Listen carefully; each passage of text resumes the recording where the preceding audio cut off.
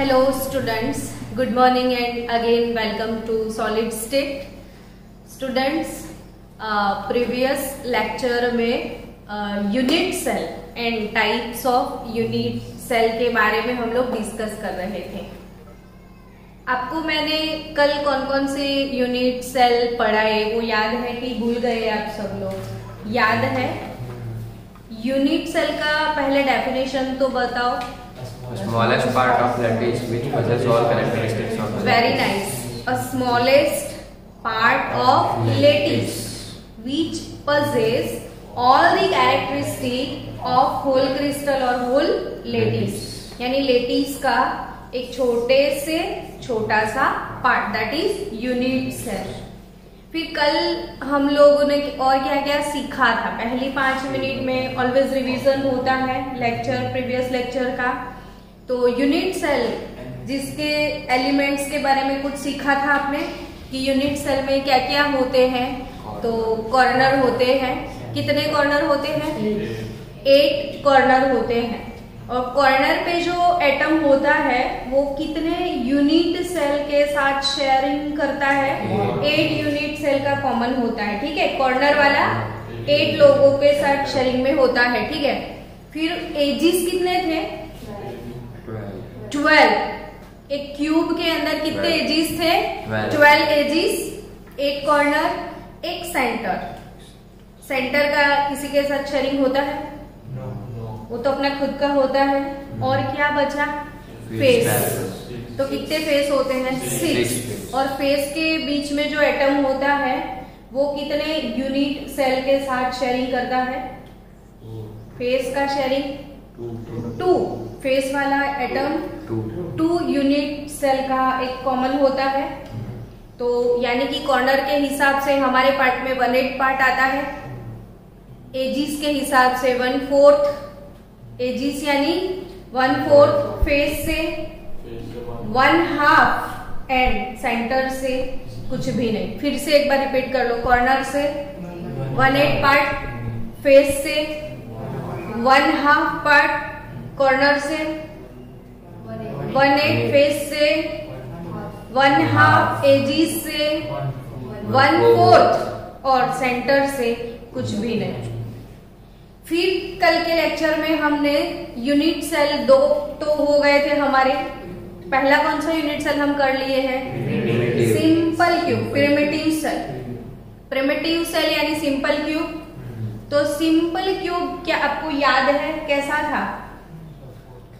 इसे हम simple cube बोलेंगे।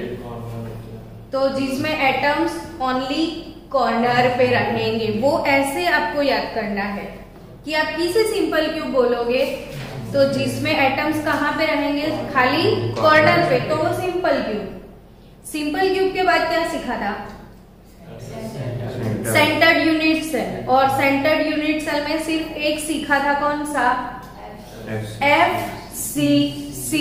बोलो जोर से, कौन सा? FCC। और FCC का मैंने दूसरा नाम भी सिखाया था, CCP। What is the full form of FCC? Face centred cube. Face centred cube. और CCP का फुल फॉर्म है क्यूबिक क्लोज पैक। डन। और FCC आज आप बना सकते हो।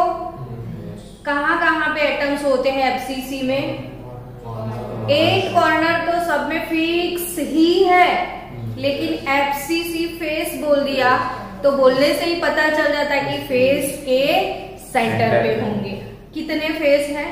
6। और हर एक फेस के सेंटर पे एक एटम रहेगा, यानी 8 कॉर्नर पे, 6 फेस पे, टोटल 14 थे। 8 कॉर्नर पे थे, 6 फेस पे थे। डन।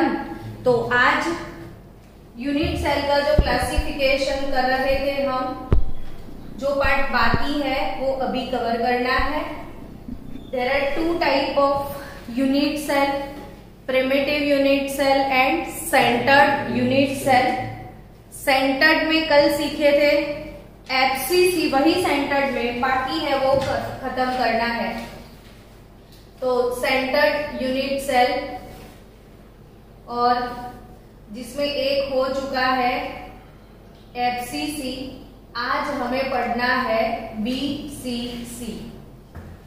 यानी फिर से अब सोचने लगे कि ये फुल फॉर्म क्या है होगा बीसीसी का।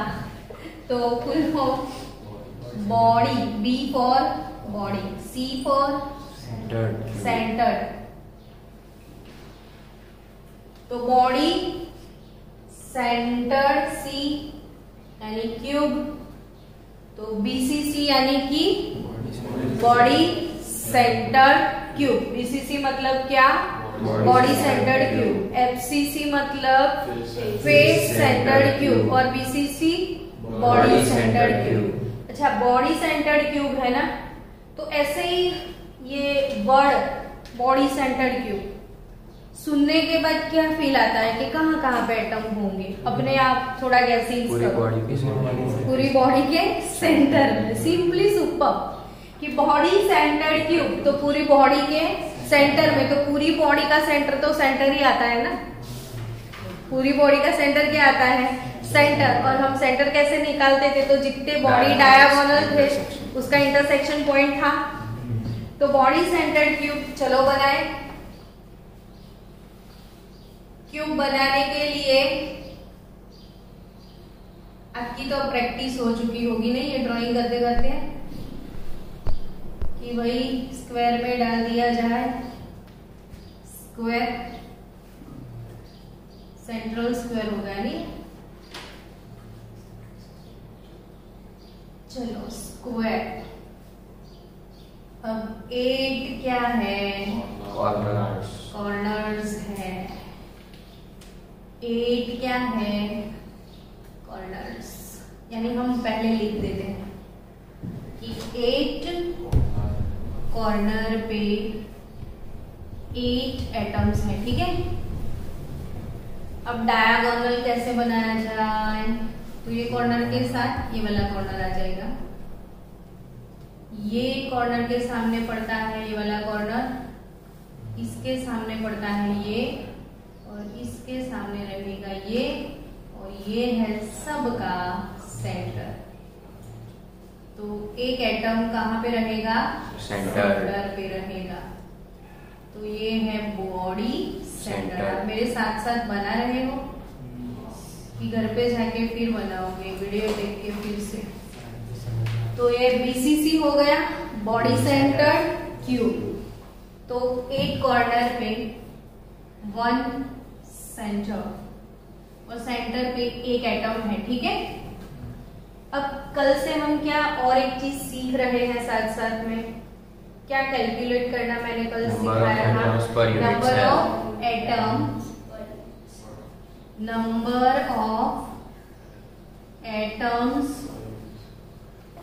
पर यूनिट सेल। चलो अब मेरे को खुद सिखाओ आप, आज कल वाला नॉलेज अब यूटिलाइज करके सिखाओ कि कैसे निकालेंगे शेयरिंग। एक कॉर्नर का शेयरिंग पोर्शन कितना मिलेगा? 1/8। यानी कॉर्नर से हमारे पास 1/8 पार्ट ही आने वाला है।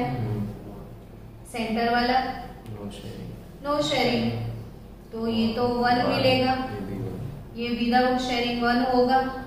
तो total number of atoms per unit cell BCC में कितने आएंगे? 2। तो चलो ये लिख लो आप।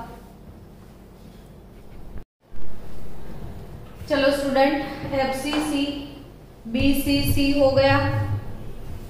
अब उसके बाद तीसरा सेंटर्ड यूनिट सेल है ईसीसी। अब फिर से आप क्या सोचने लगे? फुल फॉर्म के एज सेंटर। क्या? Edge centre cube. तो एज नहीं but end, the end centre cube. अब एंड सेंटर क्यूब कैसा क्यूब? क्या लगता है एंड सेंटर? कोई हाँ एंड पे क्या, बट इसका कोई स्मार्ट गैसेस बैठेगा ही नहीं आपको, तो वो तो याद ही रखना पड़ेगा कि एंड सेंटर्ड। तो कैसे होगा एंड सेंटर्ड? स्क्वायर आपको 2 तो बनाने पड़ेंगे। चलो बनाने लग जाओ मेरे साथ साथ। अब कोई भी क्यूब में कॉर्नर को तो अवॉइड कर ही नहीं सकते हैं हम, बिना कॉर्नर क्यूब बनेगा? वो सोचो पहले। तो कॉर्नर तो होंगे ही होंगे, यानी 8 कॉर्नर के हिसाब से हमारे पास 8 एटम है। तो 8 एटम्स कहाँ पे है? कॉर्नर पे। एफसीसी में फेस के सेंटर में था, बीसीसी में बॉडी के सेंटर में था, ये एंड सेंटर में कहाँ होगा? तो एंड सेंटर में होगा, फेस के सेंटर में। हाँ, तो मैंने बोला वैसे ही तू बोल रहा कि फेस के सेंटर में कहाँ से होगा? वो तो एफसीसी नहीं हो जाएगा। लेकिन फर्क ये है कि सिर्फ दो ही फेस में होगा। समझे? Any two faces only which is opposite to each other। मतलब अगर कहीं ये वाले फेस पे है तो इसके ऑपोजिट फेस पे होगा। अगर ये आगे वाले फेस में रखोगे तो पीछे वाले फेस में होगा, साइड वाले फेस में रखोगे तो इसके ऑपोजिट फेस में होगा। बट एफसीसी में क्या था? 6 के 6 फेसेस पे था, लेकिन ईसीसी में पूरे 6 फेस पे नहीं है। एनी 2 फेस, क्या लिखूं मैं इधर? एनी 2 फेसेस विच क्या लिखे? डायरेक्ट लिख दूं? Any 2 faces opposite to each other. तो कोई भी 2 फेसेस पे तो 2 एटम ही होंगे ना। चलो अब हमें क्या कैलकुलेट करना है? Number of atoms per unit cell, और वो तो आप ही मुझे हेल्प करने वाले हो। तो 8 कॉर्नर पे है, कॉर्नर का शेयरिंग बताओ चलो। यस, तो हमें कितना कॉर्नर से हिस्सा मिलने वाला है? 1/8 पार्ट मिलेगा। और फेस पे तो सिर्फ 2 ही फेस पे है। फेस का शेयरिंग, फेस वाला एटम और 2 यूनिट सेल के साथ शेयरिंग में होता है, तो अपने हिस्से में वो सिर्फ हाफ चॉकलेट मिलेगा हमें। फेस का बार बार क्यों भूल जाते हो? देखो फिर से, कॉर्नर से 1/8, फेस से 1/2, अगर एजिस पे है तो 1/4, और सेंटर पे तो कुछ भी नहीं। तो अगर ये शेयरिंग भूल गए तो बहुत कुछ ये वाले चैप्टर से मिस हो जाएगा। तो इसे बार बार रिवाइज करना है, तभी मैं बार बार लिखती जा रही हूँ। जितनी बार वीडियो देखोगे उतनी बार रिवीजन हो जाएगा ये। तो number of atoms per unit cell 8 1/8 2 1/2। तो इधर आपको सिर्फ 1 मिलेगा ना, और इधर भी 1 मिलेगा। तो number of atoms per unit cell and centred cube में हमारे पास सिर्फ 2 होंगे। तो अल्टीमेटली फिर से हम लोग पूरा रिवीजन कर लेते हैं एक बार। चलो, unit cell, total unit cell की मैं बात बोलूं आपको तो टाइप्स ऑफ यूनिट सेल। चलो बोलो fast, types of unit cell क्या बोलोगे? एफसीसी। कल क्या बोला था मैंने? Primitive and centre. तो अब चारों एक साथ हम लोग फिर से रिपीट कर लेते हैं। पहला वाला primitive unit cell. Primitive unit cell यानी सिंपल क्यूब। और दूसरा वाले कौन से?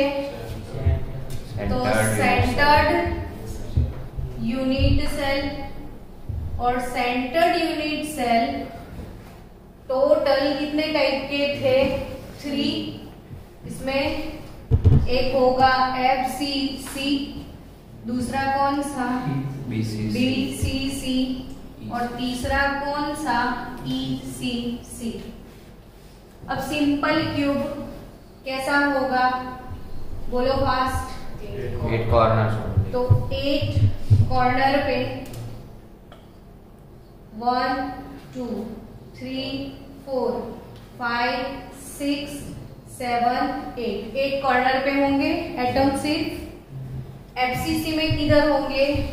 फेस सेंटर, फटाफट से सबको मेरे साथ फेस के सेंटर ये यूनिट सेल रिपीट मारने हैं ताकि सबके अच्छे से प्रिपेयर हो जाए। और कोई एम नहीं है मेरा, 8 कॉर्नर है ना, इसको रिवाइज करना बहुत जरूरी है। तो 8 कॉर्नर के साथ और किधर होंगे? 6 फेसेस पे, फेस पे, फेस के सेंटर पे। इसके बहाने आपको फेस डायगोनल क्या है वो भी समझ में आ चुका है। हर एक फेस में 2 डायगोनल मिलने वाले हैं ना आपको।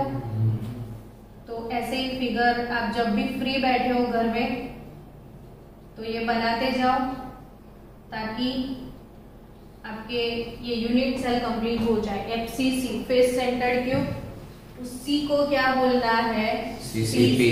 ये बार बार बच्चे भूल जाते हैं। तो एफसीसी और ये सीसीपी, क्यूबिक क्लोज पैक। अब बीसीसी यानी क्या? Body centred cube. Body centred cube कैसे बनाओगे? बॉडी के डायगोनल सेंटर्स, तो बॉडी के 1 2 3 4 5 6 7 8 कॉर्नर। अब बताओ किधर होगा? सेंटर, डायगोनल से मिलेगा ना, तो एक बॉडी के सेंटर पे होगा, वो बीसीसी। और क्या बनाना है मुझे अब? ECC, and centred cube. क्या बनाने का है? ECC and centred cube. तो एंड सेंटर्ड क्यूब 1 2 3 4 सबका अब मन में अच्छे से प्रिपेयर हो गया कि 8 कॉर्नर तो सब में है। फिर ऑपोजिट फेस, कोई भी 2 फेस पे होंगे लेकिन एक दूसरे के ऑपोजिट। तो ये हो गया एंड सेंटर्ड क्यूब। सारे के सारे बोर्ड पे आ गए। अब रिवाइज करना है number of atom per unit cell फिर से। तो इसमें 8 कॉर्नर पे है, आया ना? कॉर्नर से कितना शेयरिंग मिलेगा? तो हमारे पास कितने बचेंगे? सिर्फ 1, यानी number of atom per unit cell simple cube में 1 होगा। एफसीसी में कितने होंगे?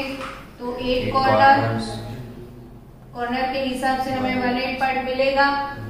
तो हमारे हिस्से में 1 आएगा। 6 फेस, फेस का 1/2, वी हैव 3, तो total number of atom per unit cell FCC CCP में कितने लेने हैं आपको? 4। उसके बाद क्या रहेगा? BCC, body centred cube. Body centred cube में 8 कॉर्नर, फिर क्या? 1/8 पार्ट 1 आएगा। फिर एक सेंटर में कोई शेयरिंग नहीं, तो number of atom per unit cell 2 हो जाएंगे इसमें। और इसमें क्या? तो किधर होंगे? 8 कॉर्नर पे, उसका शेयरिंग 1/8 है, तो 1 मिलेगा।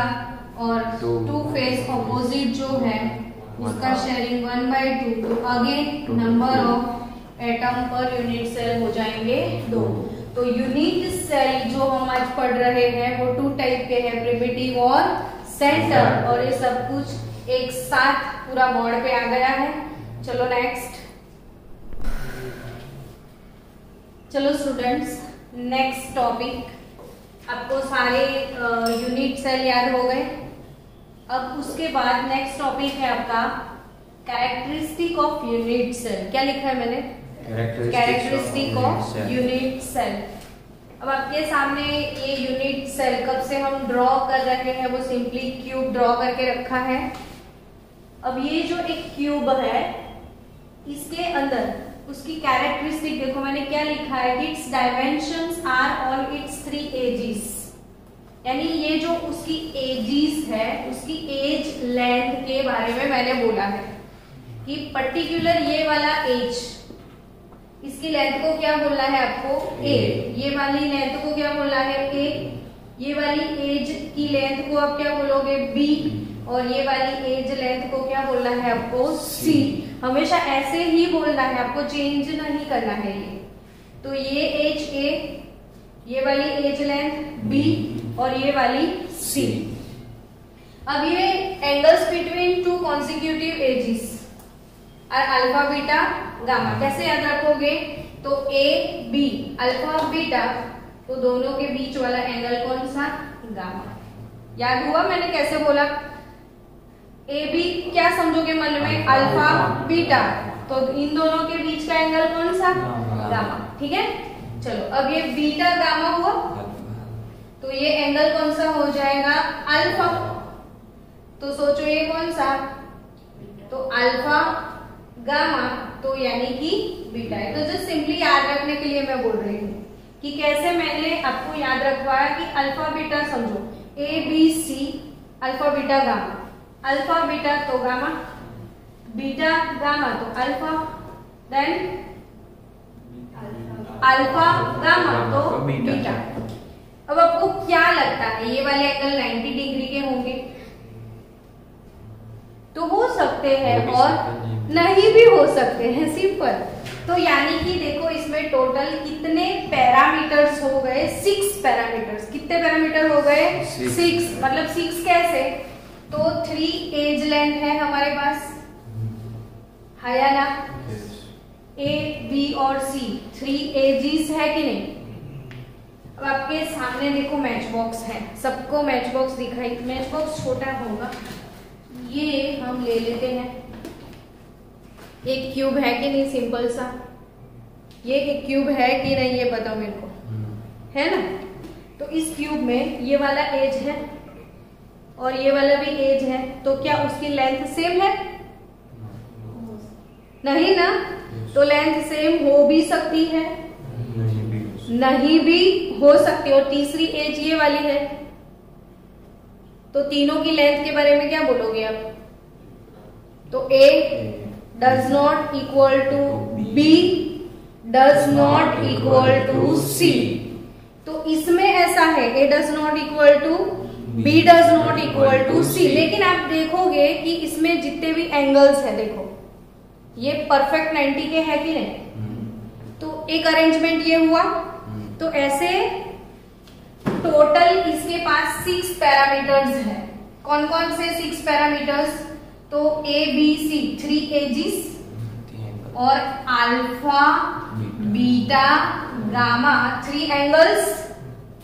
Hello, 3 edges 3 angle. ठीक है, अब ये 3 एजिस का डायमेंशन बदल बदल के आप क्यूब बनाओ।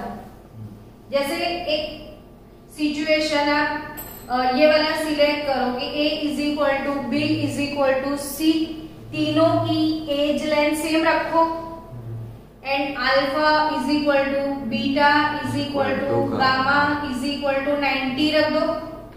तो आपको कोई एक अरेंजमेंट मिलेगा या नहीं मिलेगा? मिलेगा ना? चलो अब कुछ चेंज करो, A is equal to B does not equal to C कर दिया जाए, फिर इसको ऐसे रखो A does not equal to B is equal to C कर दिया जाए। फिर आप एंगल्स को चेंज कर सकते हो, एजिस को चेंज कर करके आप डिफरेंट यूनिट सेल बना सकते हो।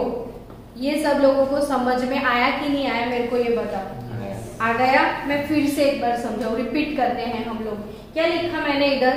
Characteristic of unit cell. तो ये हमारे सामने जो यूनिट सेल है उसके पैरामीटर्स कितने हैं? हमारे पास टोटल 6 पैरामीटर्स है। वो 6 कौन कौन से? तो we have 3 edges, A, B और C, और तीनों की लेंथ हम अलग अलग रख सकते हैं, मतलब सेम भी रखो, डिफरेंट भी रखो, किसी एक को चेंज करो, किसी 2 को चेंज करो, तीनों को चेंज करो, कुछ भी चेंज कर करके हम डिफरेंट टाइप के यूनिट सेल बना सकते हैं। वैसे हमारे पास 3 एंगल भी है, तो टोटल कुल 6 पैरामीटर्स को अगर मैंने चेंज कर के यूनिट सेल बनाए तो ऐसी कितनी पॉसिबिलिटीज हो सकती है। तो आप घर पे ट्राई करना, डिफरेंट टाइप के ये क्यूब्स बनाते रहना। तो ये क्यूब्स बनाने का काम किया किसने था? ब्रेविस अंकल ने 1848 में। क्या लिखा है पढ़ो तो? Brevis show that there are only 40 basic arrangement known as space lattice, and that lattice are known as Brevis lattice. इनका दूसरा नाम क्या है? ब्रेविस लेटिस भी इनको बोल सकते हैं। तो टोटल ब्रेविस लेटिस कितने टाइप के हो सकते हैं? 14 टाइप्स के। अब फिर से आपको वो वाला क्वेश्चन कि अच्छा ऐसा इसका इंपॉर्टेंस क्या रहेगा एग्जाम में, है ना? हर एक टॉपिक के पीछे आपको मन में क्या आ जाता है कि एग्जाम में आएगा कि नहीं आएगा, और आएगा तो कैसे आएगा। तो ये पैरामीटर्स आपके माइंडसेट हो गए। अब इसके हिसाब से ये जो 14 अरेंजमेंट है वो कौन कौन सी 14 अरेंजमेंट है, उसके लिए पूरा एक टेबल है जो आपको बाय हार्ट करना पड़ेगा विथ एग्जाम्पल्स। तो अगेन सबसे पहले मैंने कौन सा टेबल लर्न करवाया था आपको कि difference between crystalline solid and amorphous solid, पूरा टेबल बाय हार्ट करना था। उसके बाद दूसरा टेबल दिया था कि types of solid based on binding forces, वो भी विथ एग्जांपल आपको प्रिपेयर करना है। और तीसरी लॉटरी आपको लगने वाली है, वो लॉटरी ये 14 ब्रेविस लेटिस आपको प्रिपेयर करने हैं। चलो स्टूडेंट्स, अभी क्या सीखा हमने? Characteristic of unit cell. और before characteristic of unit cell इसमें आपने सीखा कि there are 6 parameters, 3 axes, 3 angles, और उन 6 पैरामीटर को आप चेंज करके टोटल इतने इसके कितने यूनिट सेल बना सकते हो? 14 यूनिट सेल बना सकते हो। और वो 14 यूनिट सेल जो भी है इसमें से टोटल 7 पैटर्न मैंने यहाँ पे लिखी है, और 7 पैटर्न को थोड़ा थोड़ा इसमें भी वेरिएशन लाने के बाद टोटल आपको कितने मिलेंगे? 14। आपकी टेक्स्ट बुक में होगा कि ये जो 7 पैटर्न है उसमें थोड़ी एज लेंथ वगैरह चेंज करके इसके अंदर से जो वेरिएशन मिलते हैं वो भी मेंशन किए होंगे। वो काउंट करोगे तो टोटल आपको 14 मिलेंगे इसमें। तो ये पूरा टेबल, इसमें से MCQ बोर्ड में भी आएंगे, गुजकेट में भी आएंगे, JEE में भी आएंगे, नीट में भी आएंगे। यानी मेन फोकस क्या है? ये टेबल कंपलसरी सबको बाय हार्ट करना है। लग तो रहा है कि इतना लंबा कैसे प्रिपेयर करेंगे, but you have to do this. अब सोचो कि नीट में ये क्वेश्चन था कि ये जो मैच बॉक्स है ये कौन से टाइप का क्यूब है, ठीक है? तो अब कैसे डिसाइड करोगे कि मैच बॉक्स कौन से टाइप का क्यूब है? तो मैच बॉक्स में देखो एज लेंथ तीनों सेम है क्या अलग अलग है? तो A does not equal to B does not equal to C है। तो A does not equal to B does not equal to C। तो A does not equal to B does not equal to C इधर भी है। तो अब angle के बारे में देखो, अल्फा बीटा गेमा तीनों एंगल कितने डिग्री के हैं? 90 के हैं। तो क्या आपको इसमें तीनों 90 के दिख रहे हैं? हाँ या ना? तो ये वाला क्वेश्चन नीट में था, मैच बॉक्स वाला बोर्ड में भी था कि मैच बॉक्स का जो पैटर्न है यूनिट सेल का वो कौन सा पैटर्न है? तो ये वाला कौन सा? A does not equal to B does not equal to C, alpha beta gamma 90। तो ये पैटर्न कौन सा हो गया? ऑर्थोरोम्बिक पैटर्न हो गया। ये कौन सा पैटर्न है? ऑर्थोरोम्बिक पैटर्न है। तो स्टूडेंट्स ऐसे ही आपको याद रखने हैं ये सारे एग्जाम्पल के साथ ये पूरा टेबल। अब ये पूरा टेबल मतलब क्या? तो सबसे पहला सिस्टम कौन सा है? क्यूब सिस्टम है। क्यूब यानी A is equal to B is equal to C, alpha beta gamma 90। अब आप कैसे याद रखोगे? तो शॉर्टकट देखो, कुछ बना लो, CTO। क्या शॉर्टकट बनाओगे? CTO लिख दो। पहले CTO में है RMT। देखो CTO में क्या है? RMT। तो उसके पहले लेटर को कनेक्ट कर दो।